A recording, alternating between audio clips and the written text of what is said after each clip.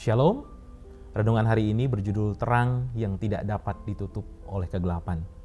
Yohanes 1 ayat 5 berkata demikian, terang itu bercahaya di dalam kegelapan dan kegelapan itu tidak menguasainya. Saudara, dunia dikejutkan oleh berbagai skandal yang menyingkap sisi gelap manusia. Ada penyalahgunaan kekuasaan, eksploitasi, dan bahkan juga sistem yang justru melindungi pelaku.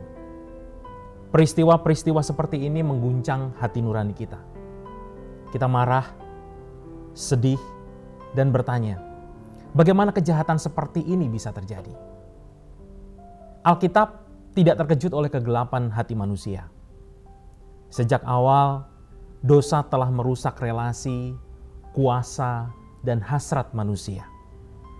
Ketika kuasa dilepaskan dari takut akan Tuhan, manusia mudah berubah dari pelayan menjadi penindas. Ketika kenikmatan menjadi tujuan hidup, sesama manusia dapat direduksi menjadi objek.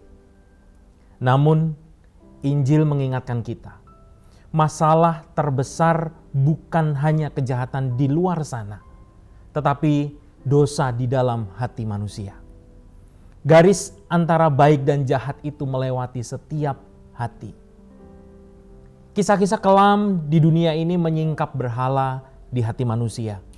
Keinginan menguasai, mengejar kenikmatan tanpa batas, mencari status tanpa tanggung jawab, berusaha untuk berkuasa tanpa moral. Di tengah kegelapan itu, kita juga melihat kegagalan sistem yang dibangun oleh manusia. Keadilan sering terlambat, bahkan tampak tidak hadir. Tetapi Alkitab menegaskan bahwa tidak ada yang tersembunyi dari Allah. Tidak ada yang tersembunyi di hadapan Allah. Ia melihat air mata korban. Ia mendengar jeritan yang tertindas. Ia tidak menutup mata terhadap kejahatan. Salib Kristus adalah bukti bahwa Allah serius terhadap dosa dan serius mengasihi manusia. Di kayu salib kita melihat keadilan Allah ditegakkan dan kasih Allah dinyatakan. Yesus sendiri mengalami ketidakadilan sistem, pengkhianatan kuasa, dan penderitaan yang tidak layak ia terima. Ia memahami setiap luka dunia ini dari dalam.